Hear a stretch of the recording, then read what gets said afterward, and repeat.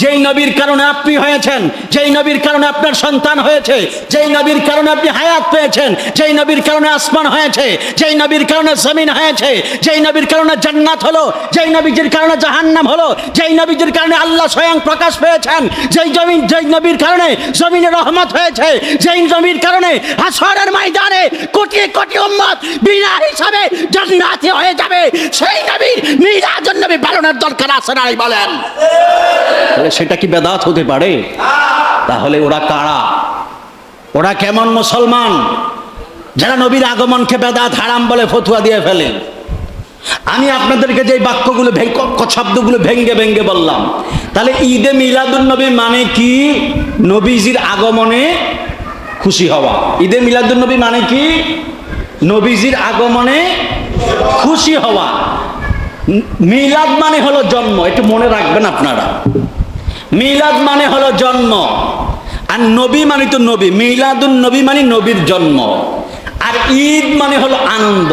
তাহলে সমষ্টিগত যদি ধরেন, ঈদে মিলাদুন নবী মানে নবীর জন্মদিনে আনন্দ, নবীজির জন্মদিনে খুশি হওয়া। তো নবীজির জন্মদিনে খুশি হইলে এটা হারাম হইতে পারে কিভাবে ভাই? এইটা হারাম হয় কিভাবে? আমি আপনাদেরকে এই জন্য কোরআনুল কারীম থেকে প্রত্যেকটা বিষয় আমি আপনাদেরকে প্রমাণ দিয়ে দিয়ে বলবো।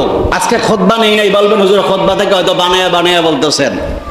এই জন্য আমি আপনাদেরকে কালামুল্লাহ শরীফ থেকে প্রত্যেকটা আয়াত ধরে ধরে বুঝিয়ে বুঝিয়ে আপনাদেরকে বলবো। কারণ সরল মানা মুসলমান চিন্তা করে, হুজুর আপনি বলেন মিলাদুন নবী জায়েজ, আপনারও তো আরেকজন বলে মিলাদুন নবী জায়েজ নাই। কথা বলেন না, ঠিক না? ঠিক বলেন হুজুর। তাহলে উনিও তো ইমাম, উনিও তো পড়াশোনা করেছে, আপনিও পড়াশোনা করলেন। উনি জায়েজ বলে আপনি না জায়েজ বলেন কেন? উনি না জায়েজ বলে আপনি জায়েজ বলেন কেন? উনি বেদাত বলে আপনি জায়েজ বলেন কেন? প্রশ্ন আসে না?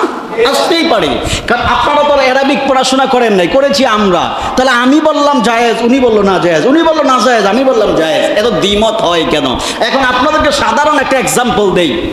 বাবা একজন, বাবা ছেলে দুইজন, বাবা একজন ছেলে দুইজন।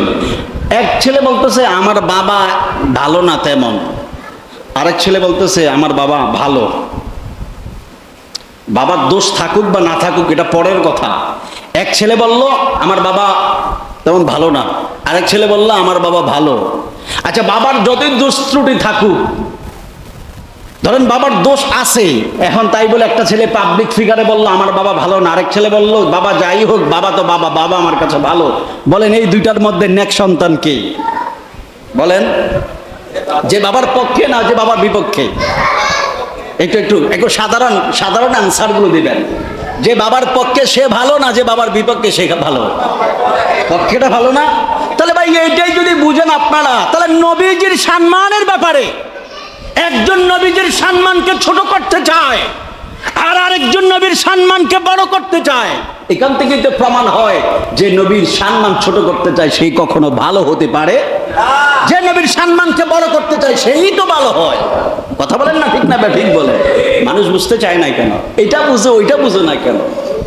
এটা বুঝে ওটা বুঝে না কেন? আরে নবী তো বেমিসাল। আল্লাহ বলেন আলহামদুলিল্লাহি রাব্বিল আলামিন। আলামিন বলছে না? আলহামদুলিল্লাহি রাব্বিল আলামিন অর্থটা কি ধরেন বাজান? সমস্ত প্রশংসা সেই আল্লাহ যিনি সমগ্র জাহানের মালিক, সমগ্র জাহানের মালিক অথবা সমগ্র জাহানের রব। এই সমগ্র জাহান মানে কি? আলামিন। সমগ্র মানে কি? সমগ্র জাহান মানে আলামিন। যেমন একটা জগৎকে আলম বলে, একটা জগৎ আলম, আর যখন অনেকগুলো জগৎ হয় তখন আলামিন। অনেকগুলো জগৎ হইলে এক বচন বহু বচন আছে না? তো এই আলমের বহু বচন হলো আলামিন। মানে এইটা দিয়ে আল্লাহ বুঝায় যে আমি আল্লাহ সমগ্র জগৎ, যত জগৎ রয়েছে সমস্ত জগতের রব হইলাম আমি আল্লাহ। সুবহানাল্লাহ বলেন। আর আল্লাহ বলে ইয়া রাসূলুল্লাহ আমি আপনাকে ছোট করি নাই, আমি আপনার সম্মানকে ছোট করি নাই। পৃথিবীর সমস্ত মানুষও যদি আপনার শান আজমতকে ছোট করতে চায় আমি আল্লাহ বড় করে দিলাম, কোরআন দিয়ে বড় করলাম। কিভাবে করলেন? আল্লাহ বলে মা আরসালনাকা ইল্লা রাহমাতাল লিল আলামিন। আল্লাহ বলে আমিও আলামিন, আপনিও আলামিন। সুবহানাল্লাহ বলেন না, আপনারা কি বুঝতেছেন? আল্লাহ বলে আমিও আলামিন, আপনিও।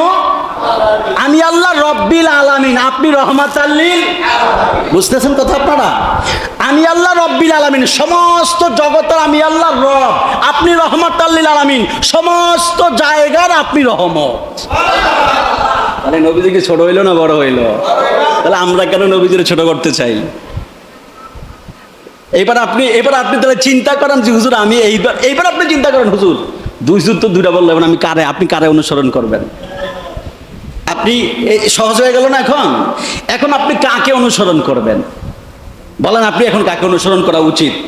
যে নবীর সবচাইতে শ্রেষ্ঠ মনে করে তাকে, না সে শুধু বেদাত দেওয়ার নবীজির দোষ খোঁজে তাকে? হ্যাঁ, এটাই তো বুঝতে হবে। তো এইভাবে কিন্তু বুঝাবেন আপনাদেরকে, কারণ এইভাবে বুঝাইলে ইসরায়েলের টাকা খাওয়া, ডলার খাওয়া বন্ধ হয়ে যাবে। এইভাবে যদি আপনাদেরকে বুঝায় তাহলে সৌদির রিয়াল খাওয়া বন্ধ হয়ে যাবে, আব্দুল ওয়াহাব নজদির যে আকীদা সেগুলো প্রচার বন্ধ হয়ে যাবে। এই জন্য সরল মনা মুসলমানদেরকে এইভাবে ধুল ভাল বুঝিয়ে ধোকা দেয়, নবীর মহব্বত অন্তর থেকে কেড়ে নিয়ে যায়। একটা হুজুর যদি বলে নবীর এটা বেদাত, এটা হারাম, সাধারণ মুসলমান চিন্তা করবো তাহলে আমরা কি এতদিন ভুল করলাম? আমার বাবা কি তাহলে ভুল করলো? আমার ভাইও ভুল করলো? এই যে নবীজের মহব্বত নিয়ে একটা সন্দেহ ভিতরে ঢুকিয়ে দিল। সন্দেহ কি কখনো ভালোবাসা বাড়ে না কমে? এই বলেন না, সন্দেহ করলে ভালোবাসা বাড়ে না কমে? কমে না।